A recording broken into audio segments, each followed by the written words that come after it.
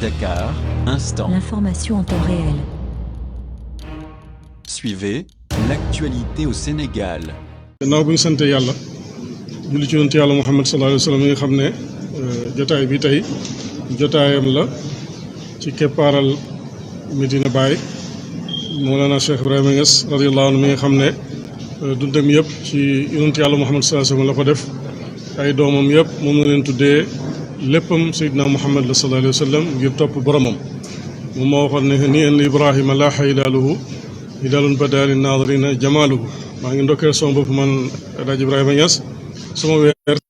mu ci weer wi ñuy fuglu di ko préparé te mooy gàmmu Medina Baye 2020 bés bu ko fekkaan ci tukki wala ci biir réew mi rawatina bu nekkee ci tukki daan wax ne qalbi dawaaman bi Medina yarqubu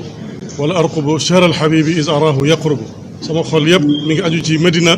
ndax weeru soppe bi jege na kon solo si waral jotaay bi tey mooy ne ci ndigalu xalifa bu tedd bi sayidi alwalid alalimul jalil almufassir moula cheikh Mouhamadul Mahi Ibrahima Niass moo santaane woon pour ñu tatagal ki nga xam ne Kaolack ak monsieur le préfet ak mbooleem service yi ñu àndat ak presse bi ak àddina yëpp pour waxtaanee solo waajtaay ak fuglu gàmmu Medina Baye wax dëgg yàlla bés bi nekk na bés boo xam ne bés bu am solo la fekkee ngeen suñu waxtaan waaye ñu ngi leen di gërëm ci njëlbeen gi ak ci mujj yéen journalistes yi nga xam ne yéen a ngi fi boobu ba léegi te jotaay yi yéen a koy jotal ba àddina yëpp mën see jot ñu ngi leen di remercier ci coono bi ak taxawaay bi. ñu ngi sant yàlla bu baax nag jotaay bi comme ni ko wax léegi waxee monsieur le gouverneur wax dëgg yàlla déglu nañu bu baax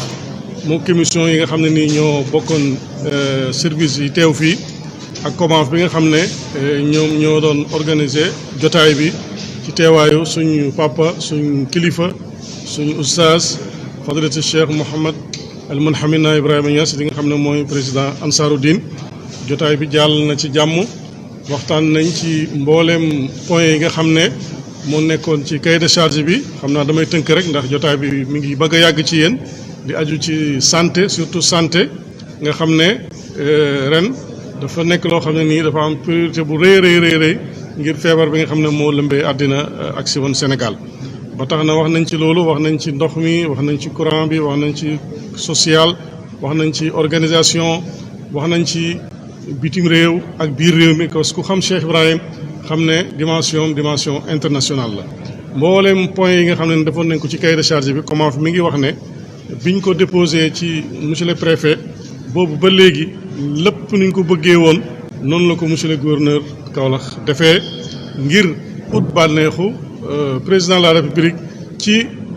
famille Cheikh Ibrahima Niass ngir ut bànneexu xalifa Medina Baye mu Cheikh Mouhamadul Mahi Ibrahima ngir ut bànneexu askan wi ak taalibe bay Baye yi jugee ci bitim réew ak biir réew mi. càmbar nañ yëpp waxtaan nañ mën nañoo wax daal ne suñu xel dal na ci liñ fi déggee ci ay engagement ñi ngi ñaan yàlla nag yàlla may tawfiq may ñu ko may ko gouverneur may ko ñi mu àndat may ko service bi may ko COMAF parce que liggéey bi du liggéey bu ndaw parce que engagement taxut a def li nga wax am nañ yaakaar nag ne ñoom danañ ci taxaw parce que daaw jéeg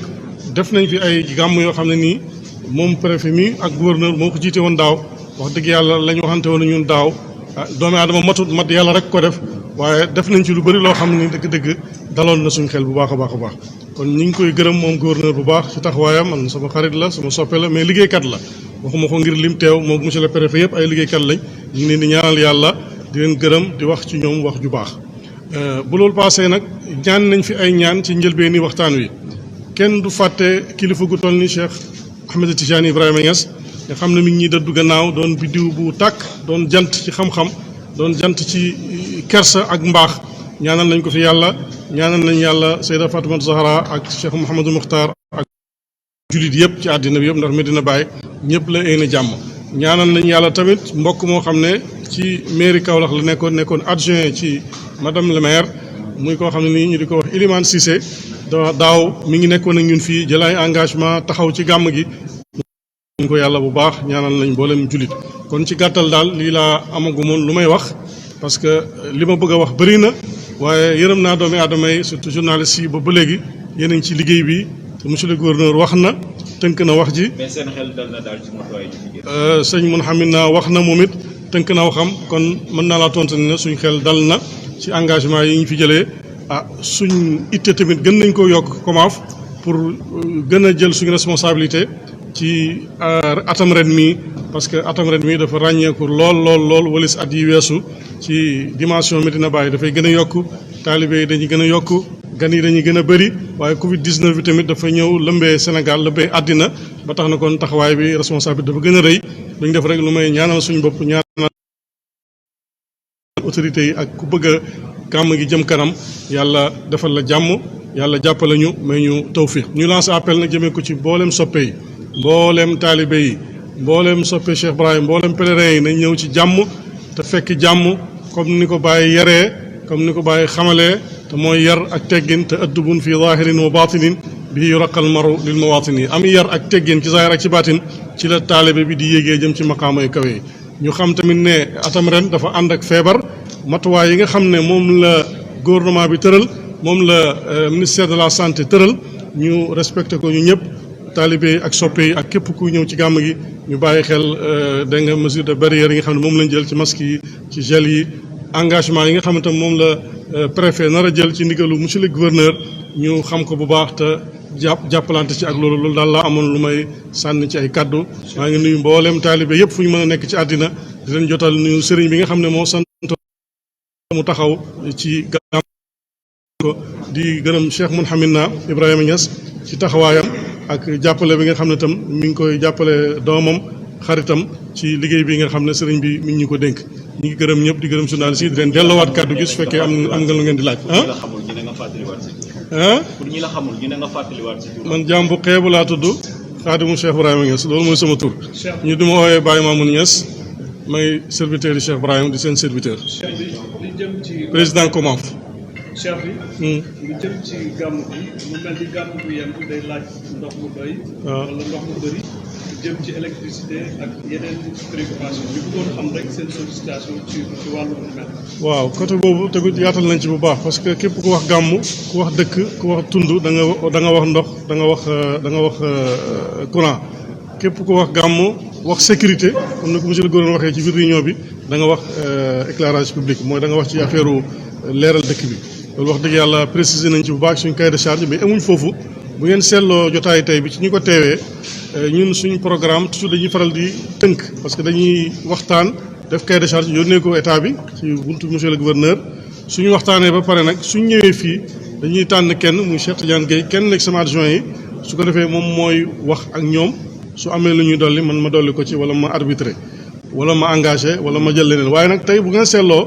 benn président commission rek moo wax ci commission yi fi teew yëpp te mat nañu 8 commission mooy ki nga xam ne mooy yore ndox ak courant kon loolu dafay wane importance bi nga xam ne moom lañ jox ndox ak courant biñ ci àggee tamit monsieur le gouverneur yaatal na ci bu baax a baax yaatal na aussi ci santé.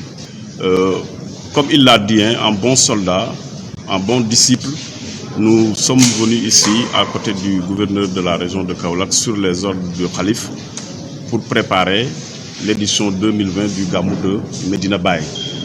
À la suite de sa décision de l'organiser, donc ce qui nous revenait juste, c'était de s'affairer autour de toutes les conditions nécessaires pour réussir une bonne organisation du Gamou. C'est ce qu'on a discuté avec le gouverneur et l'ensemble des membres du CRD. On a fait le tour de tous les points. Vraiment, le cahier des sollicitations qui a été déposé au niveau de l'État a été bien fouillé et avec l'appui du gouverneur, du préfet et de l'ensemble des services techniques, nous avons espoir que avec l'accompagnement des prières de nos autorités religieuses, nous allons vers un Gamou qu'on pourra bien réussir, bien que le contexte de cette année soit un contexte particulier, mais un contexte particulier quand même que nous vivons, un contexte particulier que nous essayons de vivre malgré nous. Donc il y a la pandémie, mais nous devons faire preuve de résilience et essayer de surmonter ces difficultés après les ordres du Khalife d'organiser le Gamou. Et c'est ce à quoi nous nous sommes avérés depuis ce matin. Le gouverneur l'a bien dit, qui dit Gamou de cette année devrait insister beaucoup sur la santé, sur la sécurité, parce que tous les secteurs sont importants, mais ces deux secteurs sont, cette année, deux secteurs sur lesquels une attention particulière devrait être portée. Et d'ailleurs, vous avez constaté par vous-même que séance tenante, avant les synthèses de monsieur le gouverneur, le préfet a tout de suite pris la décision d'organiser des réunions techniques particulières au niveau de ces deux commissions que sont la commission santé et la commission sécurité, pour vous dire vraiment l'importance de ces deux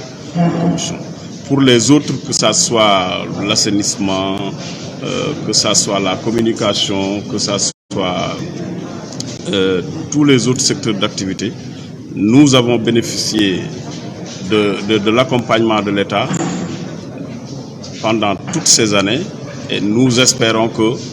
l'État ne fera jamais moins de ce qu'il avait fait les années passées. Et avec l'aide de Dieu et les prières de nos autorités religieuses, nous pensons que nous allons vers un Gamou qui sera bien organisé. man dama jéggi saay rek gis leen ba pare foo tourné Dakar Instant ngay gis. mais loolu ëpp na Dakar Instant ca kaw ca kanam rek. waaw Dakar Instant daal gis naa seen caméra bi ni mu timmi nii xam naa ne bëri na doole trop ba mënuma xool bu baax damay pis di pàcc nii. waaw Dakar Instant dama leen di suivre si seen page YouTube daal. waa Dakar Instant moom boo xoolee ñoom seen tur rek day wane lool ndax chaque instant c'est le bonheur. monsieur le maire loo wax ci Dakar Instant. waaw c'est une première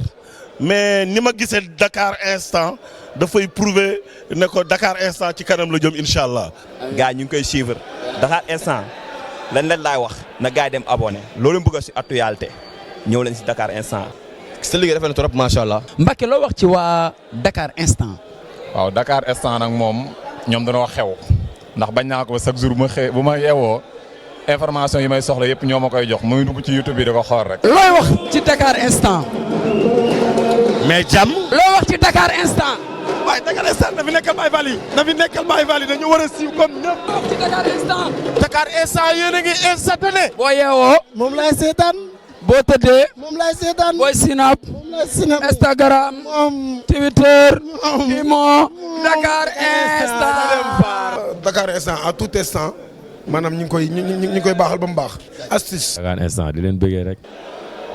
Instant Dakar. Dakar Instant, chaîne d'actualité sénégalaise qui vous donne l'information à tout instant. Abonnez-vous sur YouTube afin d'être les premiers au courant des tout dernières nouveautés en vidéo. Page Facebook Dakar Instant, téléphone +221 77 561 55 46 77 506 85 74 78 123 86 56. Adresse email dakarinstant@gmail.com. L'actualité à l'instant, c'est sur Dakar Instant.